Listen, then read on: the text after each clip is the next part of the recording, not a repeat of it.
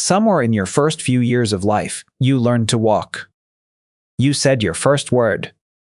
You met the people you would grow to love most. And you remember none of it. Not a single moment. An entire chapter of your life gone. So why does your brain erase its own beginning? It happens to almost everyone. We call it infantile amnesia, and it wipes out nearly everything before about the age of 3. Here's what makes it strange. It's not that nothing important happened. Those years shaped you more than any since. And it's definitely not that babies can't think. So where do all those memories go? For a long time, people assumed babies simply couldn't form memories. But that's clearly wrong. A toddler learns language, recognizes faces, remembers where a toy is hidden. That's memory, working just fine. Infants form memories constantly. So the puzzle isn't whether the memories are made. It's why, a few years later, they vanish, as if someone walked through your mind and deleted the first volume of your story.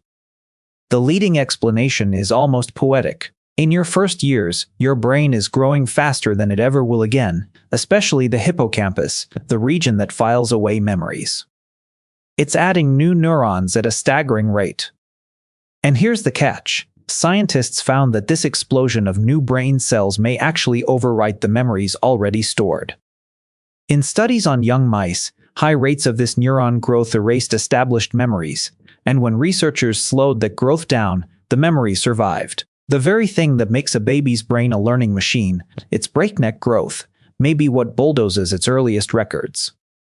On top of that, you hadn't yet developed language or a real sense of I, the scaffolding your brain uses to file an experience as a story it can find again later. Now, much of this comes from animal studies and indirect evidence. We can't exactly interview a baby.